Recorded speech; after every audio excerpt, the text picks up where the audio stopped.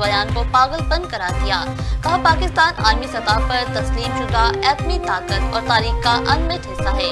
بھارتی army chief کا بیان عکاسی کرتا ہے کہ بھارتی قیادت نے پاکستان کو دل سے تسلیم کیا، نہ 8 دہائیاں گزرنے کے باوجود سبق سیکھا. ایسا جارحانہ رویہ پاکستان کو نقصان پہنچانے میں ناکامی کا اظہار ہے. بھارتی قیادت جنوبی ایشیا کو ایسی جنگ میں نہ دھکیلے جس کے نتائج خطے کو تباہ کر دیں. ذمہ دار ایٹمی ریاستیں وجود مٹانے کی نہیں بلکہ اسٹریٹجک بربادی کی زبان استعمال کرتی ہیں. بھارت پاکستان کی اہمیت کو تسلیم کرے اور پرامن بقائے باہمی کے ساتھ رہنمائی سیکھے. بھارتی آرمی چیف نے اشتعال انگیز بیان میں کہا تھا کہ پاکستان کو فیصلہ کرنا چاہیے کہ آیا وہ جغرافیائی اور تاریخ کا حصہ بننا چاہتا ہے یا نہیں. پاک فوج نے بھارتی آرمی چیف کی ہندوتوا سوچ کو بے نقاب کر دیا. ISPR کے مطابق جنرل اپیندو رویندر کا بیان حقائق کی نظر چرانے اور ہندوتوا کی گندی سوچ کا مظہر ہے. متکبرانہ جنگی جنون اور تنگ نظر سوچ واریہ جنوبی ایشیا کو جنگوں اور بحرانوں کے طرف دھکیل رہی ہے. ہندوتوا کی زیر قیادت بھارت کے منفی عزائم اور تصوراتی سوچ برعکس پاکستان پہلے ہی عالمی سطح پر اہم ملک ہے. بھارت خطے میں دہشت گردی کا سرپرست اور ماورائے سرحد ٹارگٹ کلنگ کا مرتکب ہے.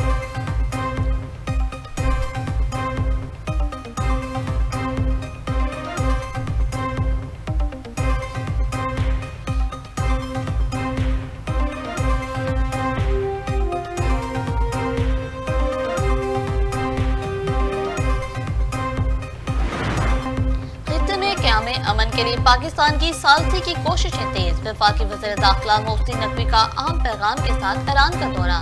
وزیر داخلہ محسن نقوی کی ایرانی ہم منصب سکندر مومنی سے ملاقات.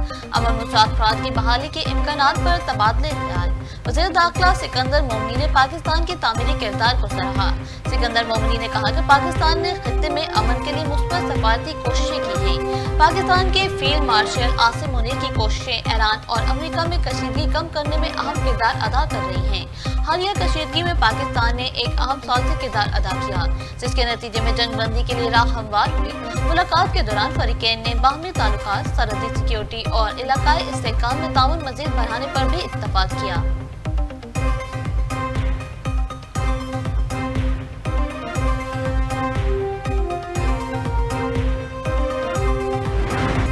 نے معاہدہ نہ کیا تو اسے بڑے حالات کا سامنا کرنا پڑے گا. امریکی صدر ڈونلڈ ٹرمپ کی ایک بار پھر ایران کو دھمکی. فرانسیسی ٹی وی BFM کو انٹرویو میں صدر ٹرمپ نے کہا وہ نہیں جانتے ایران معاہدہ کرے گا یا نہیں، لیکن اگر ڈیل نہ ہوئی تو ایران کے لیے صورتحال بہت خراب ہو جائے گی. ایران کے لیے یہی بہتر ہے کہ امریکہ کے ساتھ معاہدہ کر لے.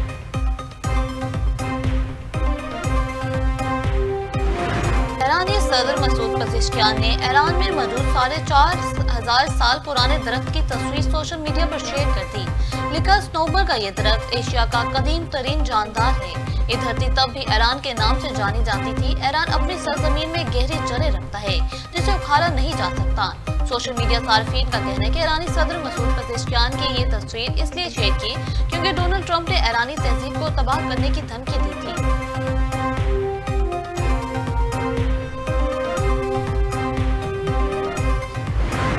فلسطین میں اسرائیلی مظالم کے خلاف مختلف ممالک میں یوم نکبہ کے مناسبت سے مظاہرے. لندن میں ہزاروں افراد سڑکوں پر نکل آئے.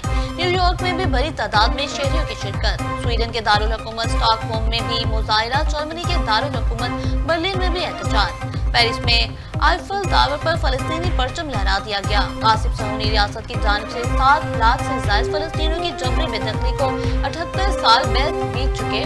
بے گھر فلسطینیوں کی تعداد اب 60 لاکھ ہو چکی ہے.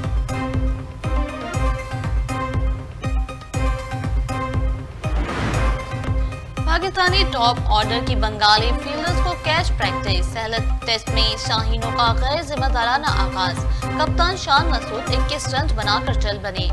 عبداللہ فصل 9 رنز بے بس. اذان اویس 13 اور سعود شکیل 8 رنز بنا سکے. تسکین احمد نے اوپننگ جوڑی کو اپنا شکار بنایا. مہدی مرزا نے شان مسعود اور حسن مرزا نے سعود شکیل کا کام تمام. اسرائیل کے دفاعی کمپنی کے قریب دھماکہ. اسرائیلی میڈیا کے مطابق دھماکہ مقبوضہ بیت المقدس کے مغربی علاقے بیت الشمیش میں حساس تنصیبات میں ہوا. فیکٹری میں ہیوی اور لائٹ راکٹ انجن تیار کیے جاتے ہیں. اسرائیلی فوج نے علاقے میں ہنگامی صورتحال سے نمٹنے والی گاڑیوں کے داخلے پر پابندی لگا دی. اسرائیلی حکام کے مطابق یہ دھماکہ خیز مواد کاکر ورڈ دھماکہ تھا۔ اسرائیلی میڈیا کا کہنا ہے کہ کنٹرول دھماکے سے متعلق عوام کو پیشگی آگاہ نہ کرنے سے سوالات پیدا ہوئے ہیں۔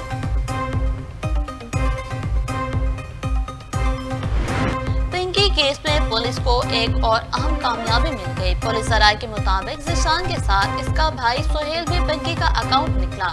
ذیشان اور سہیل کے 6 اکاؤنٹ سے کروڑوں روپے کے ٹرانزیکشنز کی گئی۔ منشیات کی خریداری کے لیے ایوز 84 لاکھ روپے بھیجنے کے شواہد ملے ہیں۔ 84 لاکھ روپے مختلف اوقات میں غیر ملکیوں کو ٹرانسفر کیے گئے تھے۔ پنکی نے سمیر نامی شخص کے اکاؤنٹس بھی لین دین کے لیے استعمال کیے۔ پنکی کے زیر استعمال اب تک 8 اکاؤنٹ سامنے آ چکے ہیں۔ بے نامی اکاؤنٹس کی تفصیلات جمع کرنے کے لیے پولیس نے FIA سے رجوع کر لیا۔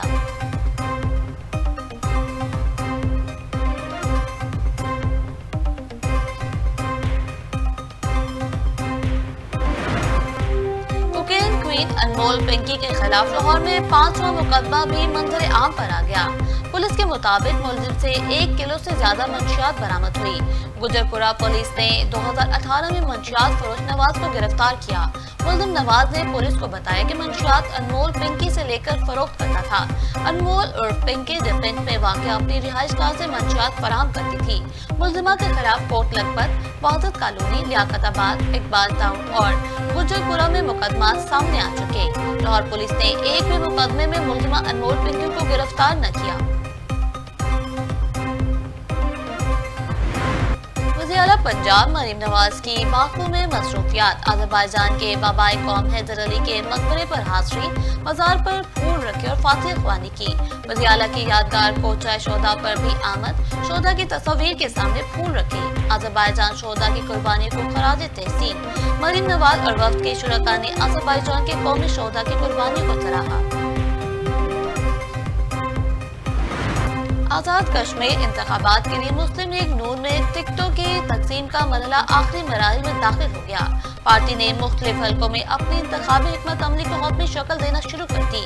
ذرائع کے مطابق مسلم لیگ نون نے بیشتر حلقوں پہ امیدواروں کی فہرست منظوری کے لیے نواز شریف کو ارسال کر دی۔ آزاد کشمیر اور مہاجرین کے زیادہ تر حلقوں میں امیدواروں کے نام فائنل کر لیے گئے۔ 5 نشستوں پر فیصلہ تاحال باقی ہے۔ ذرائع کا کہنا ہے کہ پارٹی کی حتمی فہرست الیکشن شیڈیول جاری ہونے کے بعد سامنے لائی جائے گی اور امیدواروں کا باضابطہ اعلان پارٹی صدر نواز شریف کریں گے۔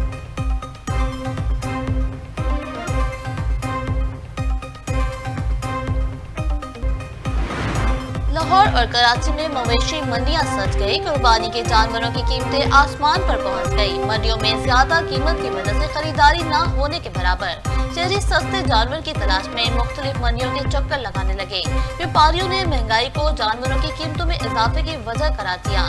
کہتے ہیں چارہ اور ٹرانسپورٹ مہنگی ہونے سے ریٹ بڑھے۔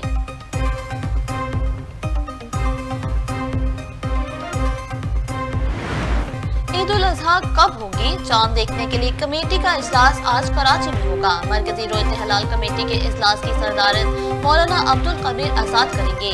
زونل رویت حلال کمیٹی کے اجلاس صوبائی ہیڈ کوارٹرز میں ہوں گے۔ اگر آج شام چاند نظر آیا تو عید الاضحیٰ بدھ 27 مئی کو ہوگی۔ آج شام چاند نظر نہ آنے کی صورت میں عید قرباں جمعرات 28 مئی کو منائی جائے گی۔